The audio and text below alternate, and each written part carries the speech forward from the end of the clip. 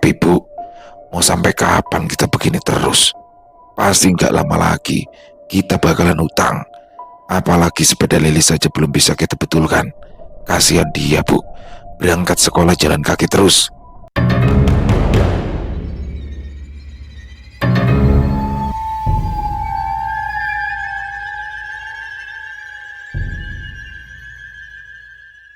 Assalamualaikum warahmatullahi wabarakatuh. Halo semuanya teman-teman, selamat siang, selamat datang kembali di channel kesayangan kita, channel Ilo Entry. Dan masih bersama saya Ilo, dimanapun teman-teman berada. Semoga teman-teman selalu dalam keadaan sehat walafiat, tanpa kekurangan satu apapun, dan dimurahkan rezekinya. Amin amin ya rabbal alamin. Doa terbaik ya untuk teman-teman semua.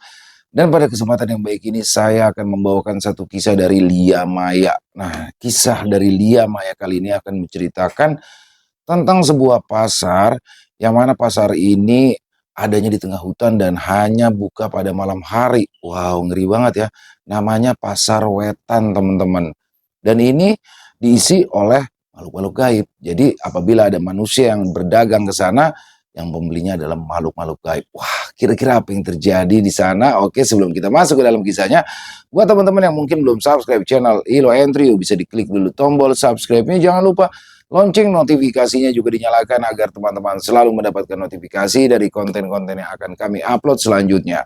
Untuk channel Ilo Entry kami upload setiap hari teman-teman, setiap siang jam 12 siang waktu Indonesia bagian Barat. Gak pakai berlama-lama lagi, pasti udah gak sabaran kan untuk masuk ke dalam kisahnya. Kita langsung saja masuk ke dalam kisahnya. Dari halaman belakang rumah Bang Ilo, kita menuju ke Pasar Wetan.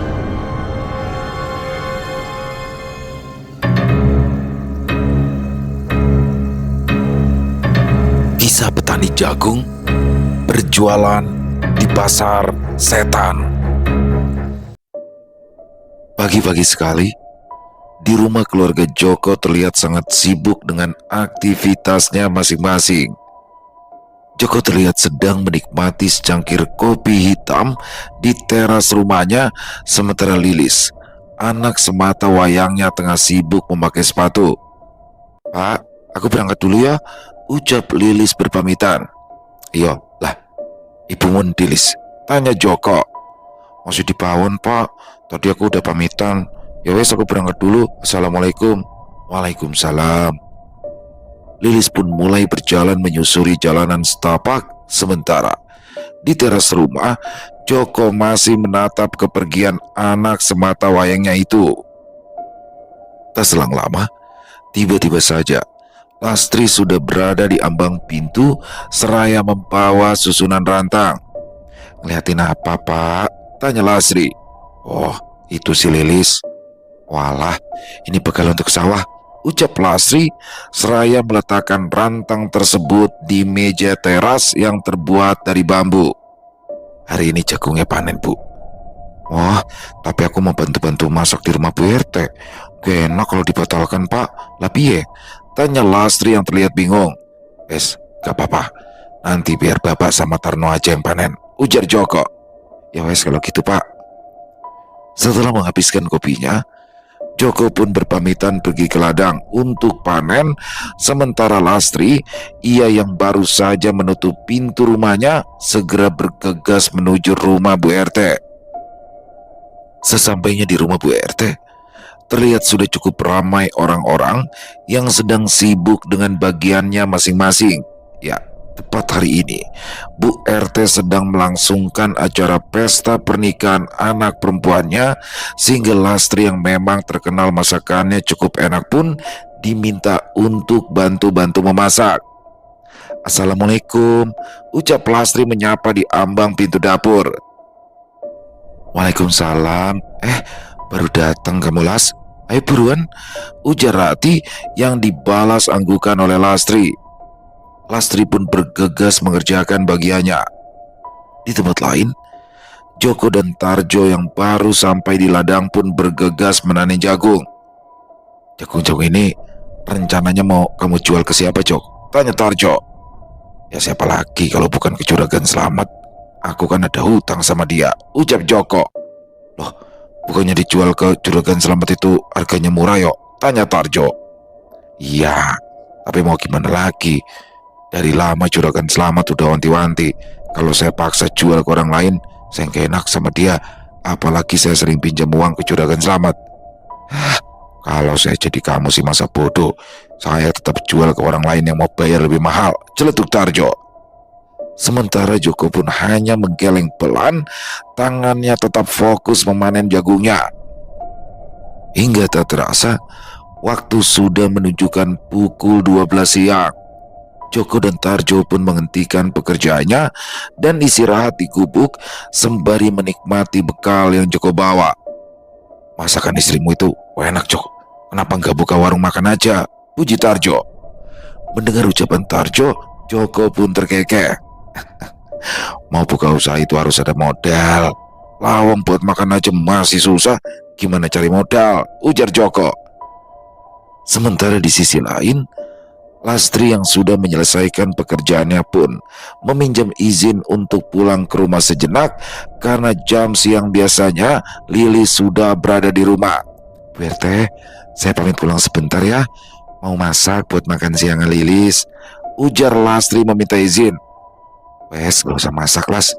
Bawa aja makanan dari sini. Ambil untuk si Lilis sama suamimu ya, titah Bu RT.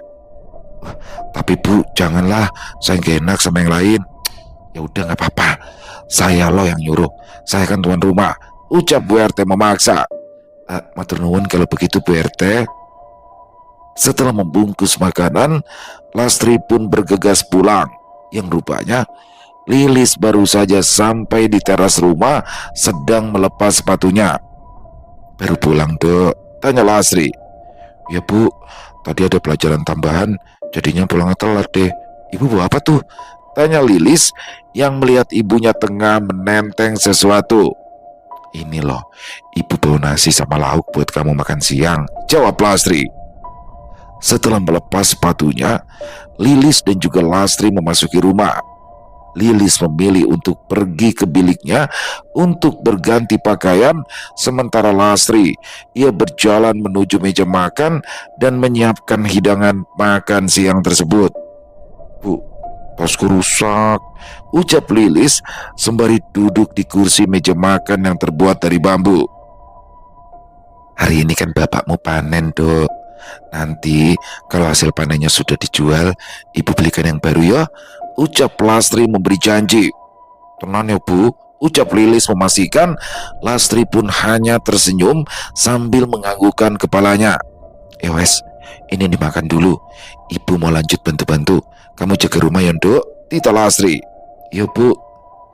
Setelah memastikan Lilis menikmati makan siangnya, Lastri pun bergegas pergi ke rumah Bu RT untuk melanjutkan pekerjaannya hingga waktu pun berlalu begitu cepat.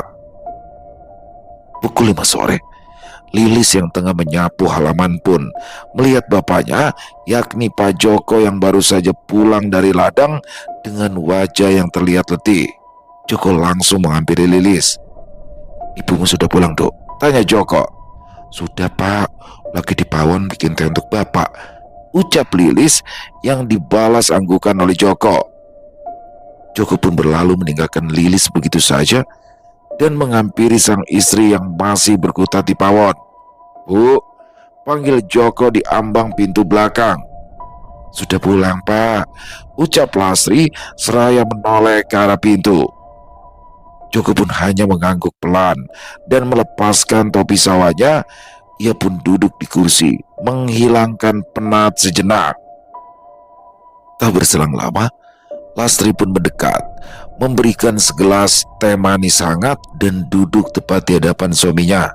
Matur nuwun Bu, ucap Joko sambil menyeruput tehnya. Iya Pak, panennya gimana Pak? Tanya Lastri. Sudah Bapak jual ke Juragan Slamet Bu. Sesuai perkiraan, panen kita kali ini hanya dapat sedikit, jawab Joko lesu. Ya wes gak apa-apa, yang penting hutang-hutang kita lunas dan masih ada sisa untuk kita makan. Tapi Bu, mau sampai kapan kita begini terus? Pasti gak lama lagi kita bakalan hutang. Apalagi sepeda Lilis saja belum bisa kita betulkan. Kasihan dia Bu, berangkat sekolah jalan kaki terus. Ya mau gimana lagi tuh apa-apa, mungkin ini semua udah jalan takdir kita. Kapan kita bisa kaya ya Bu? supaya ibu sama Lilis nggak perlu lagi hidup susah. Lastri pun hanya terdiam hingga tiba-tiba saja ia mengingat cerita saat dirinya kecil. Cerita yang dikisahkan oleh mendiang ibunya dahulu mengenai pengalamannya berjualan di pasar wetan. Bahas soal kaya, ibu itu jadi inget loh pak, cerita zaman dulu, ucap Lastri. Cerita apa bu? Tanya Pak Joko penasaran. Dulu Simbo itu pernah nekat datangi pasar wetan karena mitosnya apa yang kita jual di sana pasti akan laris manis dan bakalan dapat uang banyak. Pasar wetan? Tanya Joko bingung. Pasalnya Joko baru pertama kali mendengar pasar tersebut yang terdengar sangat asing dan misterius. Iya, dulu sewaktu aku sakit, Simbo itu nekat mencari pasar wetan dan berniat untuk jual nasi bungkus di sana. Seharian penuh, Simbo itu nggak pulang-pulang sampai malam. Terus pulangnya sekitar jam 9 malam. Tapi pak, Simbo itu bawa uang dan langsung beliin aku obat. Jelas Lastri. Lastri pun kembali membayangkan momen tersebut di mana ia masih mengingat dengan jelas wajah ibunya saat pulang yang terlihat pucat, namun dengan wajah yang tersenyum ibunya menghampiri seraya memberikan obat. Tapi sayang, setelah kejadian itu ibunya jatuh sakit hingga akhirnya meninggal dunia. Jadi memang pasar itu nyata ya bu? Tanya Joko penasaran. Ya ibu nggak tahu pak, soalnya kan ibu dulu kan masih kecil dan gak lama Simbo sakit terus meninggal. Tapi ya memang Simbo itu bawa uang banyak waktu itu pak. Karena bapak sedih atas kepergian Simbo, bapak memutuskan untuk mengubur sisa uangnya, ucap Lastri menjelaskan. Letak pasarnya di mana ibu? Tanya Joko penasaran. Katanya sih ada di tengah-tengah hutan larangan. Yang beruntung itu yang bisa ngelihat pasar wetan. Tapi yang gak semua orang bisa ngelihat pasar itu pak. Entah mengapa, mendengar cerita dari sang istri membuat rasa penasaran Joko tentang pasar tersebut menjadi bergejolak. Dia penasaran, apa pasar wetan benar-benar ada atau hanya sekedar cerita? Pak, kok ngelamun? Tanya Lastri. Bapak jadi penasaran bu sama pasar wetan. Wes, jangan penasaran. Lagi pula itu bukan pasar manusia, itu pasar gaib, ucap Lastri memperingati. Joko pun hanya mengangguk patuh. 1 minggu berlalu. Sekitar pukul 8 pagi, Lastri yang tengah sibuk memasak pun tiba-tiba didatangi oleh pihak sekolah. Assalamualaikum Bu Lastri. Waalaikumsalam. Lastri pun bergegas menuju pintunya dan menghampiri tamunya itu yang rupanya adalah kepala sekolah bersama dengan pihak kepolisian. Wajah Bu Lastri terlihat bingung menatap kedua tamunya itu hingga akhirnya suara kepala sekolah membuyarkan lamunan Lastri. Monggo masuk pak, ucap Lastri. Kami di sini saja bu. Ini sebenarnya kami mau menyampaikan sesuatu, ucap kepala sekolah. Ada apa ya pak? Tanya Lastri penasaran. Pak polisi pun memberitahu bahwa Lili saat ini berada di rumah sakit karena menjadi korban kecelakaan tabrak lari. Pelakunya kabur dan saat ini masih dalam pencarian pihak kepolisian. Namun sayangnya kondisi Lilis sangat memprihatinkan. Lilis masih tak sadarkan diri dengan luka-luka yang cukup parah. Ada pendarahan di kepalanya dan kakinya pun patah karena terlindas. Mendengar hal tersebut membuat Lastri seketika tersungkur dan tak sadarkan diri. Hingga samar-samar saat membuka kedua matanya, Lastri sudah berada di dalam bilik. Di sampingnya ada Pak Joko yakni suaminya dan ada beberapa tetangga. Pak, Lilis bagaimana pak? Tanya Lastri dengan terbata-bata. Pak Joko pun hanya terdiam. Ia tak kuasa menjawab pertanyaan sang istri. Seketika tangis Bu Lastri pun pecah. Ibu harus ke rumah sakit pak. Ayo kita ke rumah sakit. Pak Joko hanya mengangguk mengiyakan permintaan istrinya itu. Dibantu oleh Pak RT dan Bu RT, Lastri dan juga Joko diantar oleh mobil menuju rumah sakit. Sesampainya di rumah sakit, betapa syoknya Lastri saat melihat kondisi Lilis yang sangat memprihatinkan. Ya Allah Lilis, pekik Bu Lastri tak menyangka. Ia pun hampir tersungkur, namun Joko lebih sigap dan langsung memeluk sang istri untuk saling menguatkan. Hingga beberapa hari pun berlalu, kondisi Lilis belum ada kemajuan. Ia masih tak sadarkan diri, sementara Bu Lastri dan Pak Joko terlihat tengah berunding di ruang tunggu. Bu, Bapak mau ke rumah juragan Selamat dulu, Bu. Mau pinjam uang sampai uang jasa harja keluar, ucap Joko. Jadi Bapak mau utang lagi ke juragan Selamat? Tanya Bu Lastri yang langsung dibalas anggukan oleh Joko.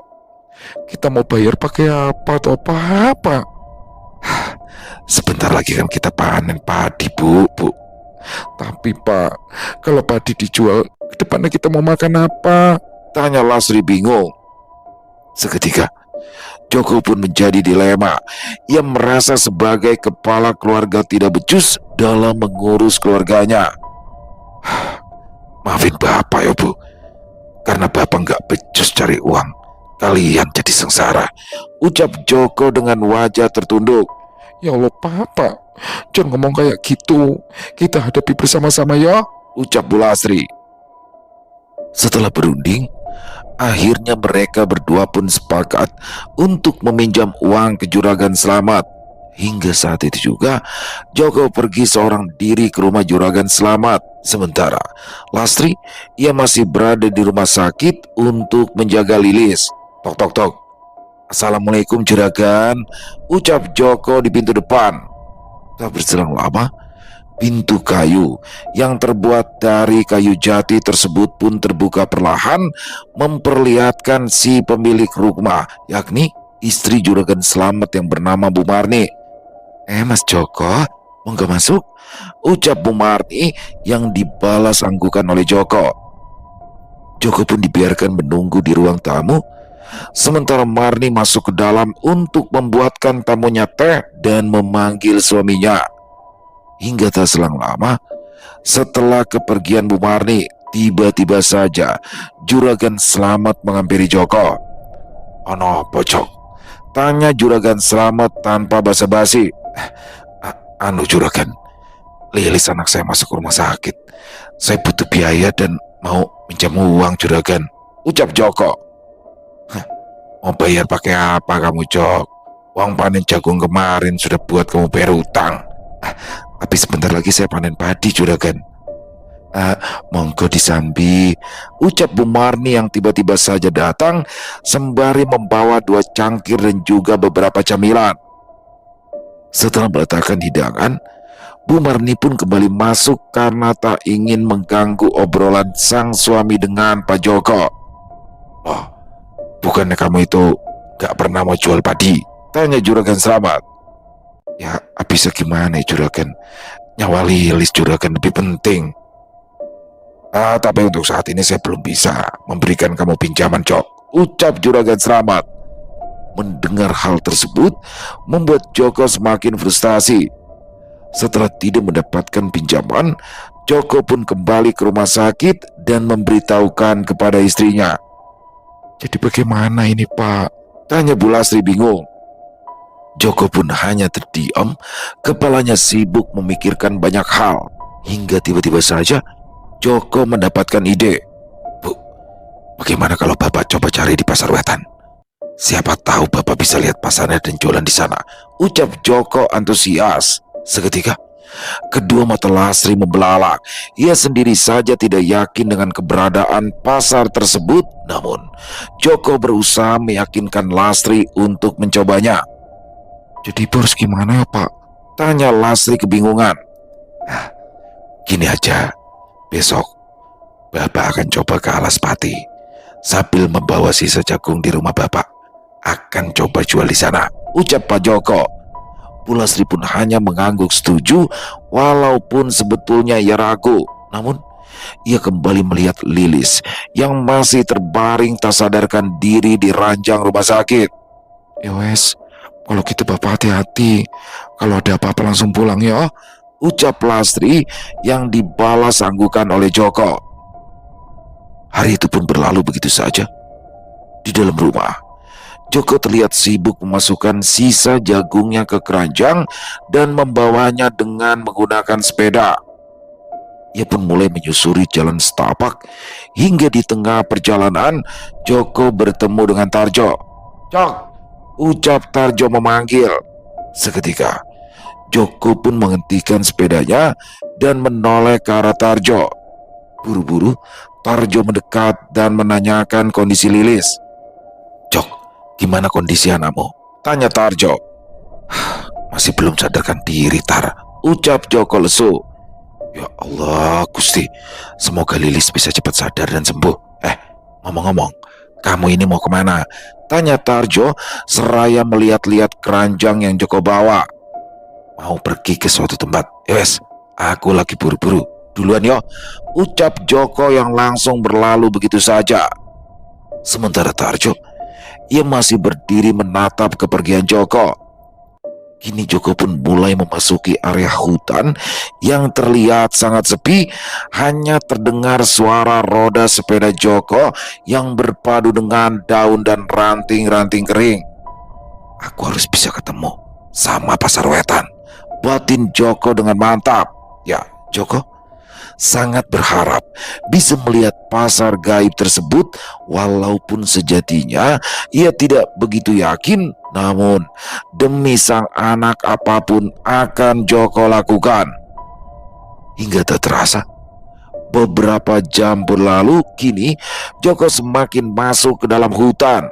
Cahaya matahari pun mulai tidak terlihat karena terhalang oleh pohon-pohon yang menjulang tinggi. Entah apa yang salah, Joko belum berhasil menemukan Pasar Wetan.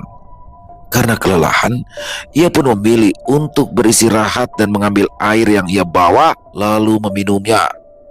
Ia bersandar di bawah pohon besar seraya mengamati area hutan. "Mau kemana, Le?" tanya wanita tua yang tiba-tiba saja berada di samping Joko dengan pundak yang menggendong kayu kering. Sontak, kedatangan wanita tua tersebut membuat Joko terkejut. Pasalnya, Joko tidak mendengar langkah kaki seseorang sebelumnya. Ia pun mengedarkan pandangannya dari ujung kaki hingga ujung kepala untuk memastikan. "Anu, Bu, saya lagi mencari Pasar Wetan," ucap Joko ragu-ragu. "Pasar Wetan itu adanya malam hari, Le. Kamu masih harus berjalan lagi masuk ke sana. Tepat berada di bawah pohon randu kembar yang bersampingan itu adalah gerbang di mana kamu bisa masuk ke Pasar Wetan," ucap wanita tua itu memberitahu. Mendengar jawaban dari wanita tua seketika membuat semangat Joko kembali pulih. Nyatanya Pasar Wetan itu benar-benar ada. "Berarti Pasar Wetan itu memang benar ada, Mbok?" tanya Joko. "Hati-hati, Le. Jangan sampai kamu terjebak sendiri," ucap wanita tua tersebut yang langsung berlalu pergi. Joko pun terdiam menatap kepergian wanita tua tersebut. "Aku harus cepat-cepat sampai ke sana," ujar Joko. Joko pun kembali melanjutkan perjalanannya sesuai arahan dari wanita tua tadi, hingga tiba-tiba saja dia melihat ada sebuah pohon randu kembar yang beriringan, seolah-olah pohon tersebut merupakan gerbang. "Apa ini pohon randunya?" gumam Joko bertanya-tanya. Joko kembali mengingat ucapan wanita tua tersebut yang mengatakan bahwa Pasar Wetan akan terlihat jika malam hari. Hingga akhirnya Joko pun memutuskan untuk menunggu waktu. Selang beberapa jam berlalu, awan mulai gelap. Joko yang tidak membawa persiapan senter pun kelabakan saat area sekitarannya sangat gelap. "Aduh, kenapa aku lupa nggak bawa senter yo?" ucap Joko seraya menepuk keningnya sendiri. Hingga tiba-tiba saja Desiran angin kencang menerpa tubuhnya, membuat ia menggigil kedinginan dan macam-macam aroma pun mulai tercium di hidung Joko. Area yang sebelumnya gelap gulita tiba-tiba saja mendadak terang. Banyak sekali obor yang memancarkan cahaya hingga Joko yang melihatnya pun memekik terkejut saat menatap ke arah pohon randu kembar. Hingga tiba-tiba saja sosok laki-laki tua menepuk pundaknya. "Ayo Le, pasar sudah buka," ucap laki-laki tua tersebut yang berjalan menuju pohon randu kembar. Joko pun mulai mengikuti langkah laki-laki tua tersebut hingga akhirnya ia melewati area pohon randu kembar. Hingga sesaat kedua mata Joko pun membelalak. Dia melihat secara langsung pasar tradisional yang disinari oleh obor-obor yang menancap di setiap pinggir jalan. Joko pun melihat banyak sekali orang-orang yang terlihat sibuk sedang berdagang ataupun membeli. Ada pula yang hanya berlalu lalang. Akan tetapi entah mengapa bulu kuduk Joko meremang, nyalinya mulai menciut. Hingga sesaat ia kembali mengingat kondisi Lilis. "Aku harus bisa," batin Joko. Joko pun mulai memarkirkan sepedanya dan mulai menggelar lapaknya. Ia pun dengan hati-hati menyusun jagung-jagung yang ia bawa. Hingga selang beberapa menit, ada satu wanita bersanggul dan berkebaya mendekat ke lapak Joko. "Jagungnya berapa, Mas?" tanya wanita tersebut. Seketika Joko pun bingung harus menjual berapa karena ia tak mengerti apakah harganya sama dengan biasanya ia jual atau tidak. "Sampai ini pedagang baru yo, makanya bingung," ucap wanita tersebut. Iya Mbak," jawab Joko gugup. "Ya wis, saya mau satu bungkus saja," ucap wanita tersebut. Joko pun mengangguk dan langsung membungkuskan sebungkus jagung dan memberikannya kepada pelanggan pertamanya itu.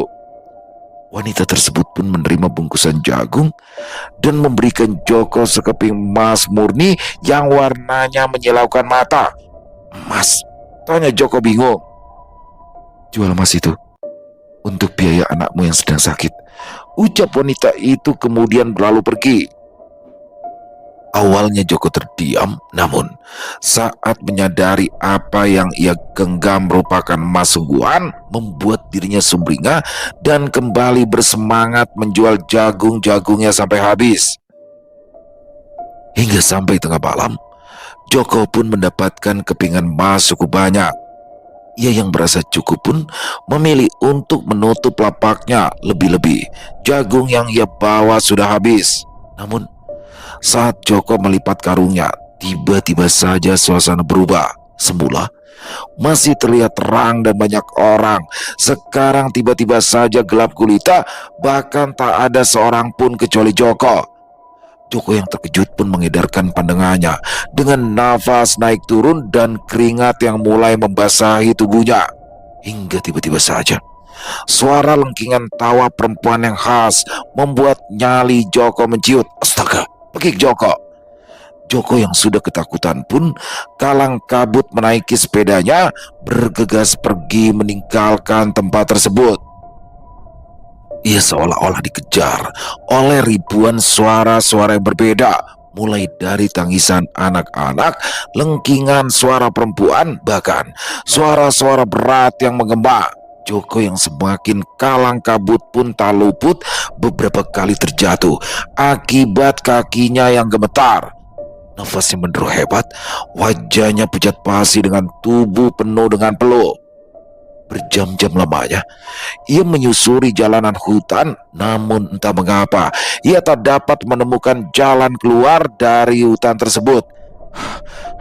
"Perasaan seharusnya lewat sini deh," batin Joko dengan tubuh gemetar. Joko pun memilih untuk menghentikan sepedanya dan berusaha menenangkan dirinya. Dia mulai mengamati jalanan yang terlihat gelap hingga tiba-tiba saja suara wanita tua itu pun menggema. "Wetan!" Dek! Sontak Joko pun mengedarkan pandangannya mencari sumber suara. Namun sayang, Joko tidak melihat siapapun di sekitarnya. Joko yang sudah merasa frustasi pun mencoba mengikuti arahan dari suara misterius tersebut. Ia mencoba mencari jalan hingga beberapa waktu pun berlalu. Joko menemukan kembali jalan keluar dari hutan. Ia yang merasa lega pun buru-buru keluar dari area hutan. Sementara di sisi lain, Lasri yang masih berada di rumah sakit pun terlihat gelisah memikirkan nasib suaminya. Dia selalu melihat ke arah jam di dinding yang saat ini sudah menunjukkan pukul 2 pagi. Kamu kok belum kesini-sini toh Papa? Apa kamu baik-baik aja ya? Gumam Lasri cemas. Ia pun mondar-mandir tidak jelas dengan wajah yang terlihat gelisah sampai-sampai ia tidak tidur semalaman karena menunggu suaminya pulang. Sekitar pukul 3 pagi, Joko yang baru saja sampai di teras rumahnya langsung bergegas masuk dan mandi membersihkan diri. Tak lupa, ia lebih dulu menyimpan hasil jualannya di lemari. Selesai mandi, Joko kembali ke dalam kamar dan mengambil kantong kain yang berisi kepingan emas. Ya, kepingan emas tersebut masih ada dan tidak berubah. Betapa sumringahnya Joko saat ia mendapatkan itu semua, walaupun apa yang ia lalui tidaklah mudah. Besok pagi aku akan bawa ke toko emas, gumam Joko. Karena rasa letih yang menerpa tubuhnya, Joko pun akhirnya memilih untuk tidur sejenak sampai matahari menyongsong. Pak, Bapak, tolong. Pekik Lilis yang terlihat tubuhnya terikat di sebuah pohon randu. Lilis, pekik Pak Joko yang melihat anaknya tengah terikat. Buru-buru, Joko pun berlalu mendekat ke arah Lilis dan mencoba melepaskan ikatan tali di tubuh Lilis. Namun, saat belum terlepas, tiba-tiba saja sosok kuntilanak hitam melayang-layang di atas Joko dan juga Lilis dengan suara lengkingan yang khas sampai-sampai membuat telinga Joko kesakitan. Yang dijual tidak dapat diambil lagi. Dek. Joko pun seketika terbangun dengan deru nafas yang terdengar cukup kencang. Rupanya itu adalah mimpi yang terasa sangat nyata. Astaga, untung cuma mimpi, batin Joko. Joko pun bergegas bangkit dari ranjang dan mandi. Selesai mandi, ia pun menggunakan sepedanya pergi menuju pasar tradisional dan mencoba menjual satu keping emas yang ia dapatkan. Alangkah bahagianya Joko saat emas tersebut memang bisa dijual dan ia pun mendapatkan banyak uang dari hasil jual satu keping emas. Buru-buru, ia pun kembali ke rumah dan mencari ojek untuk pergi ke rumah sakit. Setibanya di rumah sakit, Joko langsung menemui Lasri yang semalaman mencemaskan dirinya. Ya Allah Gusti, Pak, kamu ini kok gak ada kabar. Aku itu loh semalaman gak bisa tidur mikirin kamu, ucap Lasri yang merasa lega karena mendapati keadaan suaminya baik-baik saja. Mabu, Bapak itu sampai rumah jam 3 pagi. Betapa terkejutnya Lasri saat mendengar hal tersebut.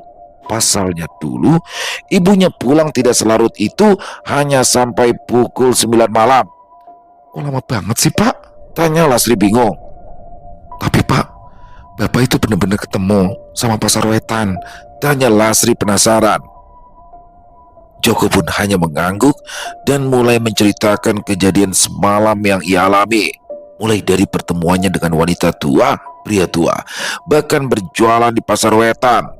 Joko pun memberitahu bahwa mereka membayarnya bukan dengan uang, melainkan dengan kepingan emas.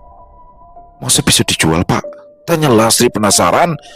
Joko pun mengangguk dengan semangat seraya memberikan semua uang hasil dari ia menjual sekeping emas. Betapa tercengangnya Lasri saat tangannya memegang banyaknya uang yang selama ini belum pernah ia rasakan. Seketika matanya pun berbinar-binar, senyumnya merekah melihat uang tersebut. Setelah memberitahu, Lasri pun mulai mencicil biaya rumah sakit hingga lunas. Hingga kini, kepingan emas itu hanya tersisa sekeping saja. Bu, Ini emas terakhir, mau Bapak jual buat biaya kepulangan Lilis, ucap Joko yang dibalas sanggukan oleh Lasri. Ya, saat ini dengan ajaibnya, Lilis tersadar dari koma dan sembuh. Hingga hari ini, Lilis pun sudah boleh dibawa pulang. Setelah menjual emas tersebut, Joko pun menyewa satu mobil dan mereka pun pulang. Sesampainya di rumah, Lilis pun dibiarkan untuk beristirahat karena kondisi Lilis belum normal seperti sebelumnya. Bahkan ucapan Lilis masih terbatas. Di dalam kamar, Joko dan Lasri tengah berunding. Bu, ini sisa uang dari hasil jual emas, ucap Joko memberikan sisa uang yakni 500.000 rupiah. Untung masih ada sisa ya Pak, bisa untuk jaga-jaga kebutuhan kita, ucap Lasri merasa bersyukur. Tapi Bu, Bapak kok rasanya ingin kembali jualan di pasar Wetan ya, supaya dapat emas lagi dan pastinya hidup kita nggak bakalan susah lagi Bu, usul Joko. Tapi Pak, sebaiknya jangan, takutnya malah nanti ada apa-apa, apalagi itu pasar gaib kan Pak, ucap Lasri. Akan tetapi tekad Joko sudah bulat, ditambah ia yang sudah pernah berjualan di pasar Wetan pun merasa bahwa ia akan baik-baik saja. Memangnya Bapak mau jualan apa? Masa mau jualan padi? Tanya Lasri bingung. Gini saja Bu, bagaimana kalau uang ini dijadikan modal dulu, terus Ibu bikin nasi bungkus, nah nanti Bapak yang jual ke pasar Wetan, usul Joko. Lasri pun terdiam. Ia ragu, akan tetapi ia tahu betul sifat suaminya. Hingga akhirnya Lasri pun setuju dengan rencana Joko. Pagi itu, Lasri pergi ke pasar untuk membeli semua bahan yang ia butuhkan. Hingga akhirnya sampai siang tiba, Lasri pun sudah selesai memasak dan membungkus satu persatu nasinya dengan daun jati. Sudah siap Bu? Tanya Joko. Sudah Pak, ini ada 35 bungkus, ucap Lasri. Bagus Bu, itu tandanya kita bakal dapat 35 keping emas, ujar Joko bersemangat. Tapi apa Bapak yakin sama rencana ini? Gak tahu kenapa yo, kok perasaan Ibu gak enak Pak. Wes toh Bu, jangan mikir macam-macam. Kita akan jualan, mereka beli, ya kan jadi gak ada yang salah. Lagi pula, apa Ibu mau hidup susah seperti ini terus? Tanya Joko yang dijawab gelengan kepala oleh Lasri. Akhirnya, Lasri pun mengizinkan Joko untuk pergi. Namun, kepergian Joko kali ini persiapannya jauh lebih matang.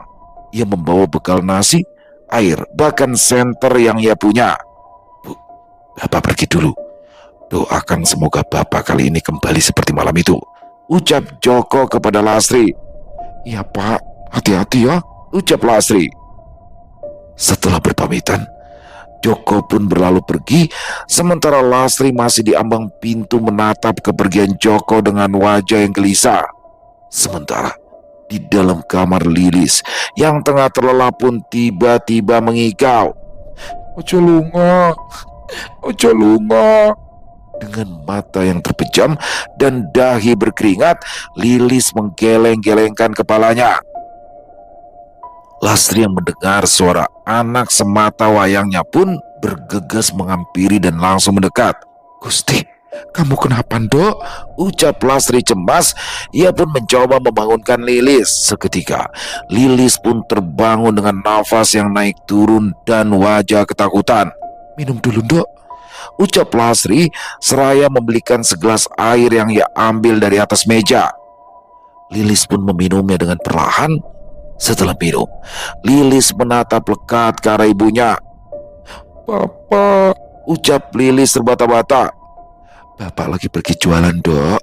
Udah, kamu istirahat lagi ya, ucap Lasri. Di sisi lain, dengan perasaan tenang, Joko menyusuri jalanan setapak hingga beberapa jam berlalu begitu saja. Kini, Joko yang sudah berada di dekat hutan larangan pun mulai memasuki area hutan. Sesaat baru saja masuk, tiba-tiba saja terdengar suara burung gagak yang menggema. Kali ini, Aku harus bisa merubah nasibku. Kasihan Lastri sama Lilis. Mereka harus hidup enak, ucap Joko bersemangat. Hingga akhirnya ia pun tiba tepat di depan pohon randu kembar. Ia memilih duduk di area sekitar dan membuka bekalnya lalu menyantap dengan semangat.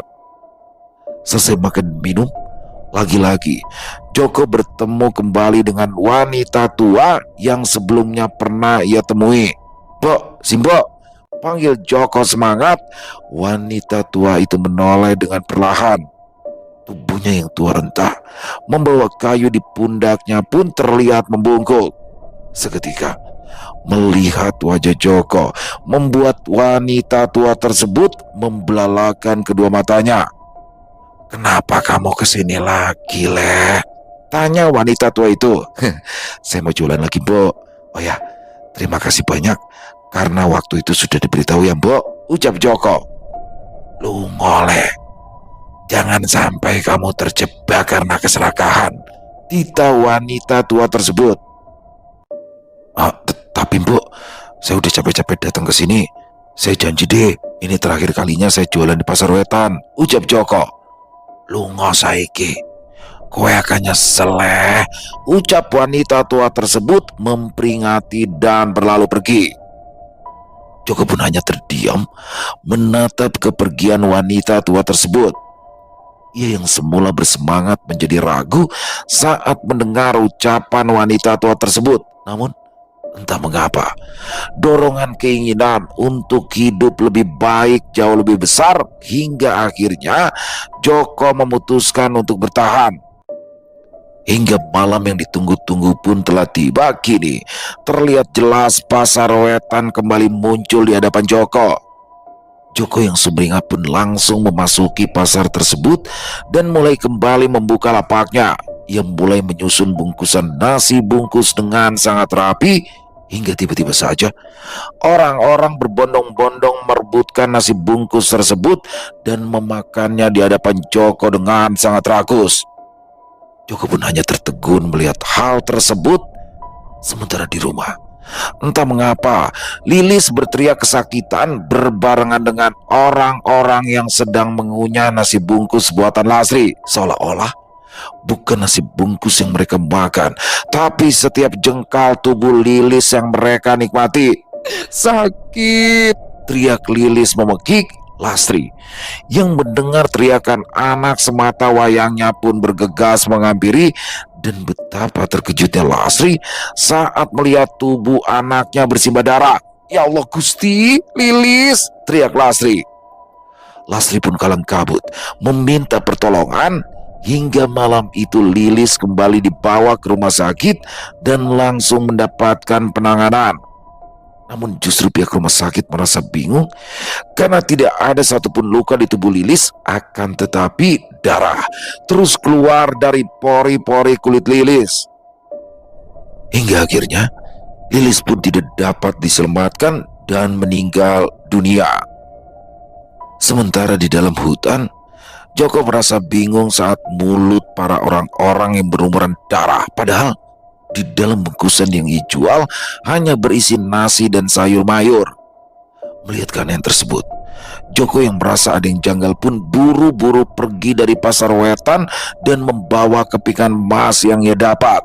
Dengan nafas menderu, ia mulai menyusuri jalanan hutan hingga tiba-tiba saja hujan turun dengan lebat, diiringi suara-suara riuh yang seakan-akan banyak sekali penghuni hutan.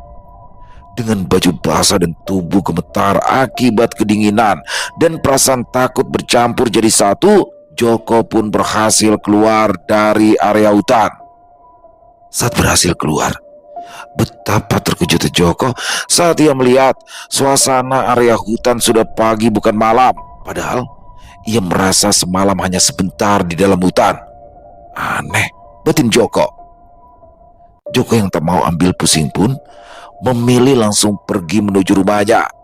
Hingga sesampainya di halaman rumah, betapa terkejutnya Joko saat melihat banyak orang di rumahnya dan juga ada bendera kuning yang terpampang. Ada apa ini? Batin Joko.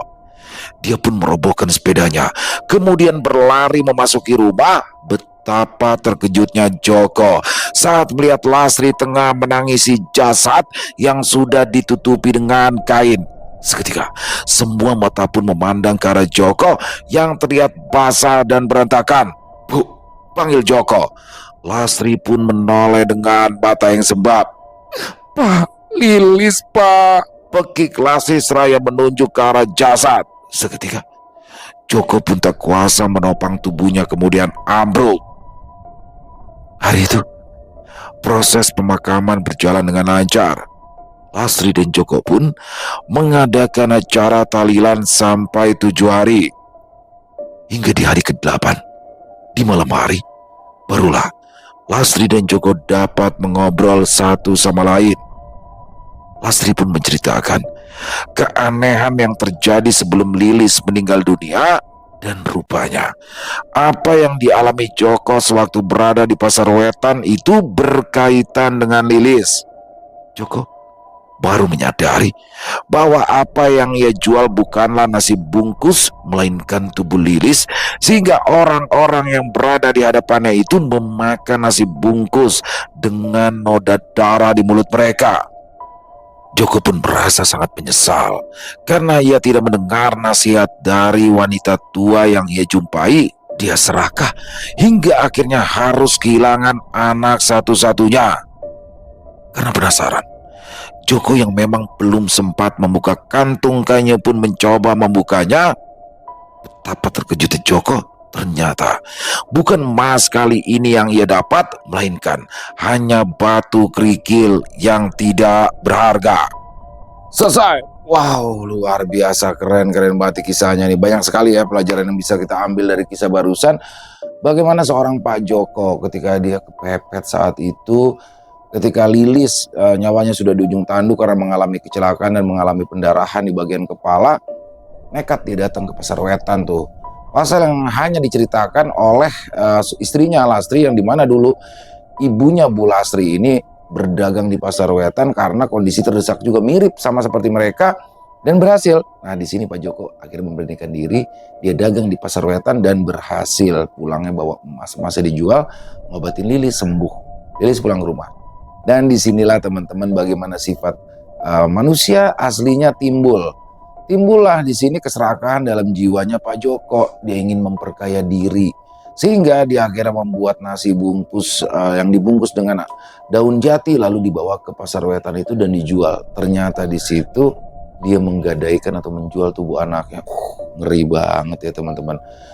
Hingga pada akhirnya Lilis meninggal, dan ternyata setelah dibuka itu bukan emas, itu hanya batu kerikil. Wah, ini keren kisah kayak gini bisa kita ambil hikmah yang baik ya. Yang jelas jangan terlampau serakah teman-teman. Jadi seperti yang dialami oleh Pak Joko dan juga Bu Lastri ini. Bu Lastri udah ngingetin tapi kurang cukup keras dia mengingatkan suaminya. Oke, mari kita ambil hikmah yang baik dan kita buang yang buruk-buruknya. Buat Lia Maya, terima kasih banyak, kisahnya keren banget. Saya suka kisah-kisah seperti ini, dan semoga kisah barusan bisa menghibur teman-teman semua ya, para pecinta penikmat horor misteri. Lebih khususnya lagi kepada para subscriber dari channel Ilo Entry. Buat yang suka dengan videonya, bisa diklik tombol like-nya, tombol jempolnya, boleh juga dibantu di share ya link videonya ini ke teman-teman yang lain, agar juga ikut merasa terhibur. Waduh, ini kondisinya hujan ya, sudah petir menyambar-nyambar. Panas siangnya, sorenya hujan. Buat teman-teman tetap selalu dijaga kesehatannya, karena di musim-musim seperti ini banyak sekali nih paling banyak radang tenggorokan. Jadi tetap dijaga kesehatannya teman-teman, banyakin minum air putih dan juga multivitamin. Oke teman-teman, di akhir kata saya Ilo mengucapkan permohonan maaf apabila mungkin dalam pembawaan kisahnya barusan ada kata-kata saya yang salah ataupun ada kata-kata saya mungkin yang kurang berkenan. Saya mohon dibukakan pintu maaf yang seluas-luasnya. Sampai berjumpa lagi di konten-konten kami selanjutnya, masih bersama saya Ilo di channel Ilo Entry. Salam sehat, sukses selalu untuk kita semua. Wassalamualaikum warahmatullahi wabarakatuh.